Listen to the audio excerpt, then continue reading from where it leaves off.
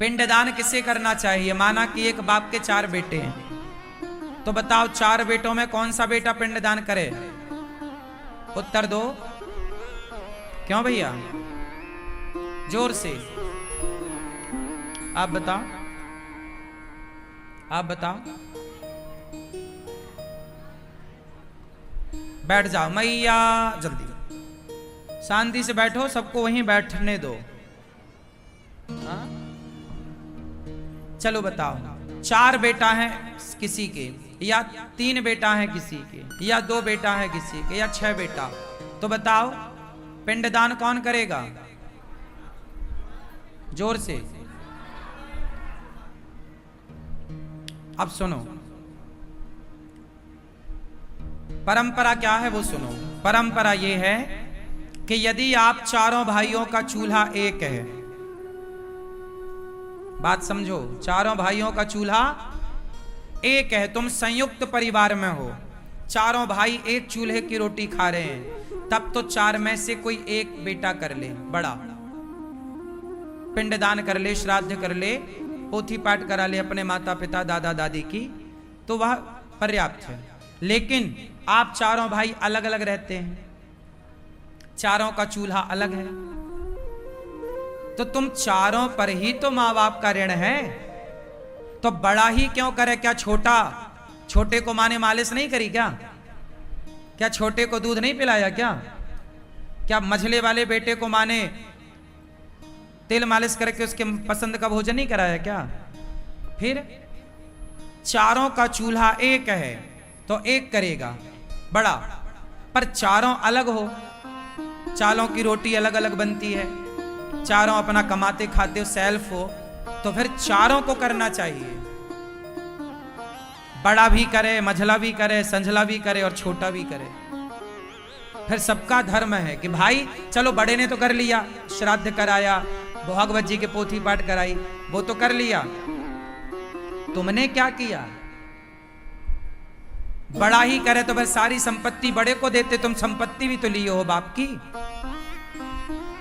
भाई प्रॉपर्टी तो चारों में बटी है ना, बाप की संपत्ति चारों में बटी है ना, यदि 4 बेटे हैं तो फिर पिंडदान एक ही क्यों करेगा? सुनो, ये पुण्य के काम है, ये अच्छे काम है, ये जितना ज्यादा हो जाए उतना।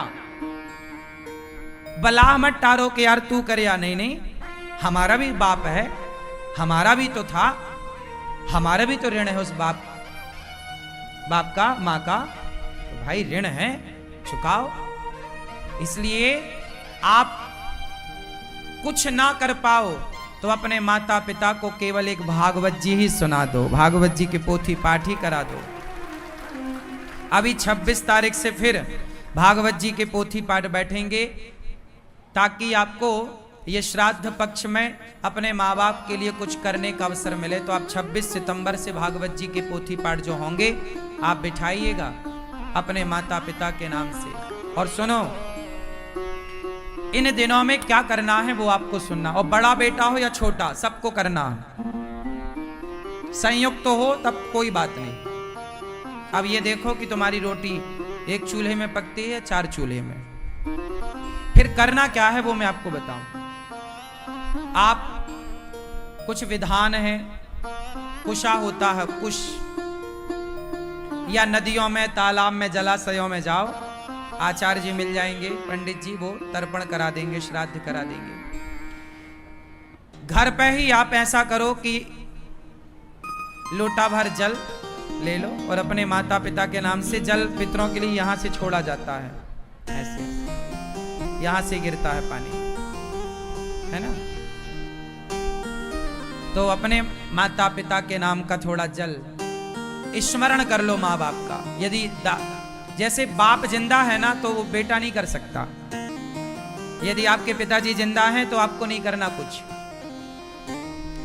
आपके पिताजी नहीं है, दादाजी नहीं है, तो फिर करो, आप पिंडदान करो, तर्पण करो, एक थाली भोजन निकालो, है ना, भोजन बनाओ तो निकालो, एक दीपक जलाओ अपने पितरों के नाम से, 15 दिन तो जले, और एक थाली भोजन निकाल के कौआ को, कुत्ता को, चिड़िया को, चींटी को नाम ले करके, हे मेरे पितर देवता, हे मेरे पितरों, हे मेरे पूर्वजों, स्मरण करके, जैसे आज आप भागवत जी के पोथी पाठ करा रहे हैं ना, तो एक बार स्मरण करो, हे मेरे पूर्वजों, हे मेरे पितरों, हे मेरी माँ, हे मेरे पिता, मैं आपका पुत्र हूं, मैं आपकी पुत्री हूं, मैं आपके नाम से, आपके निमित्त ये शुभ कार्य कर रहा हूं, आप इसे स्वीकार कीजिए। आप ऐसे ही कह दीजिए कि हे मेरे पितरों, हे मेरी माँ, हे मेरे पिता, जो भी आप हैं, दादाजी दादी, मैं आपके नाम से ये शुभ कार्य कर रही हूं या कर रहा हूं, आप इसे स्वीकार कीजिए। एक थाली भोजन निकाल कर दीजिए। साधु संतों को भोजन कराने की क्षमता है आपकी, तो गौरी गोपाल आश्रम में अखंड रसोई चल रही है, हजारों संत भोजन कर रहे हैं, आप भोजन करा सकते हैं संतों।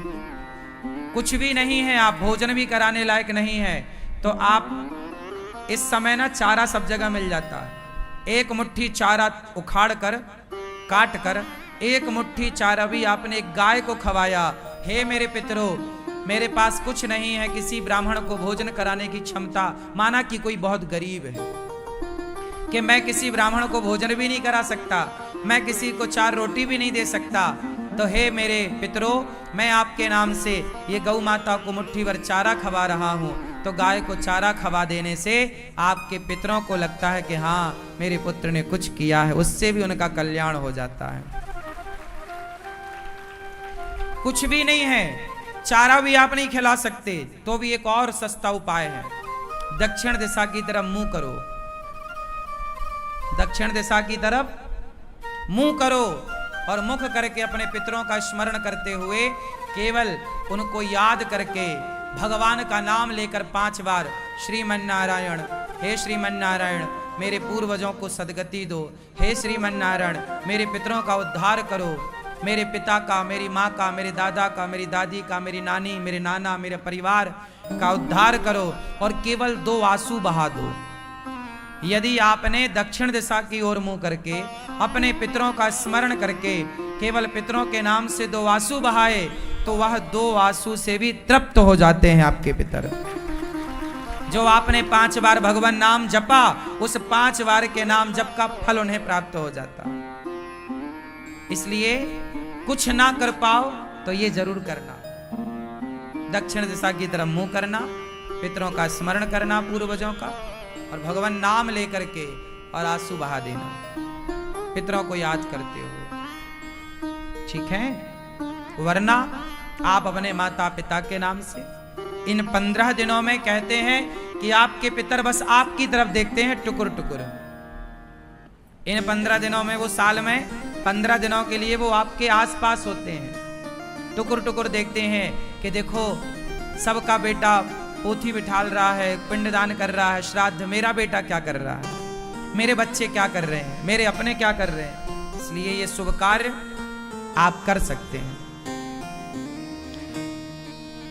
यजमान बन के, परीक्षित बन के हमारे श्री नितिन रस्तोगी जी कहाँ हैं? आप सचिन रस्तोगी जी, आप उदित रस्तोगी जी, पिताजी स्वर्गीय श्री प्रेम प्रकाश रस्तोगी जी, माताजी स्वर्गीय प्रेमलता रस्तोगी जी। देखो नितिन जी, सचिन जी, तीनों भाई हो, तीनों भाई। ये देखो, ये उदाहरण मैंने दिया, ये तीनों भाई मिलकर अपने स्वर्गीय माताजी और स्वर्गीय पिताजी के लिए इन्होंने देखो भागवत का आयोजन किया है। इनकी माता, इनके पिता कितने प्रसन्न हो रहे होंगे कि वाह, मेरे बेटे ने मुझे भुलाया नहीं, मेरे बेटे ने मुझे याद रखा है। यही है ऋण बेटा, इसी से ना आप तरक्की करते हैं। भगवान की कृपा बाद में लगती है, पितरों की कृपा पहले लगती है। भगवान रूठे हैं तो मान जाएंगे, पितर रूठे हैं तो मना लो, वरना पितर जब रूठते हैं तो फिर मौका देते हैं वो बार बार कि बेटा कुछ कर दो हमारे, नहीं तो फिर पितृदोष स्टार्ट हो जाता है, जिस पितृदोष का फिर बड़ा नुकसान है आगे चलकर। वो पितृदोष ना हो, पितरों के लिए कुछ करते रहोगे तो पितृदोष लगेगा ही नहीं, वरना पितृदोष फिर आगे बहुत क्षति पहुंचाते हैं। इसलिए तो आप लोग बहुत अच्छा कार्य कर रहे हैं। स्वर्गीय श्री विमलेश देवी जी, आपकी बहन सुनैना रस्तोगी जी, समस्त रस्तोगी परिवार, आप मेरठ से आए हैं। मेरठ हम आए थे, वही वाला मेरठ। हाँ, बारिश हुई थी, हाँ आपको याद है। अभी 26 तारीख से फिर भागवत जी के पोथी पाठ हैं। आज जितने भी पोथी पाठ के यजमान यहाँ आए हैं, आप सबका बहुत बहुत स्वागत वंदन। मैं तो देखो आपके दर्शन करने से भी मैं पुण्य पा रहा हूँ। जो अपने माँ बाप के लिए कुछ करे, ऐसे अच्छे पुत्र का दर्शन करने से भी पुण्य मिलता है। अच्छी औलाद, अच्छे लोगों को ये भी तो देखो, संत केवल जंगल में जाके माला जपे वही संत नहीं। अरे बताओ, श्रवण कुमार माँ को कंधे पे लेके चल रहे थे, आप श्रवण कुमार को संत मानते हैं कि नहीं? बोलो, श्रवण कुमार को संत मानते हैं कि नहीं? जो अपने माँ बाप की सेवा करता है, जो अपने माँ बाप के लिए समर्पित है, वह भी संत ही है, वो संत है। कपड़ा रंगा लेने से ही आप मत समझो कि जी कपड़ा इसके ऐसे हैं तो संत है। नहीं, आप भी तो गृहस्थ संत हैं। यदि आप सदाचार से रहते हैं, आप पतिव्रता हो स्त्रियां, आप पत्नी व्रता हो पुरुष, और आपके द्वार पर कोई भूखा नहीं जाता आपके द्वार से, सदा आप सदाचार का पालन करते हैं, सदा सत्य और अच्छाई पर चलते हैं, तो आप तो संत हुए ना। गृहस्थ संत एक होता है, विरक्त संत एक होता है, विरक्त। विरक्त मतलब जिसका परिवार नहीं है, विरक्त है, पत्नी नहीं, पुत्र नहीं, और जंगल की तरफ चलता फिरता दिन भर माला जपना, ये विरक्त संत हैं। कितने संत होते हैं? बोलो, 2 प्रकार के। एक गृहस्थ, जोर से मैया बोलो, गृहस्थ। एक गृहस्थ संत होते हैं, और एक बोलो कौन से? तुम करती हो मेरी मां पंचायत, सुनती नहीं हो। एक संत होते हैं गृहस्थ, एक होते हैं विरक्त। कौन से? विरक्त। गृहस्थ हैं आप लोग, हम लोग कौन हैं? हम भी गृहस्थ हैं। तो जो गृहस्थ में रह के अच्छाई सच्चाई का पालन करे, वह भी संत है। गृहस्थ संत कहते हैं उसे, ये गृहस्थ संत है। इस वीडियो को लाइक करें, हमारे चैनल को सब्सक्राइब कर बेल आइकन जरूर प्रेस करें। हमारी न्यू वीडियो सबसे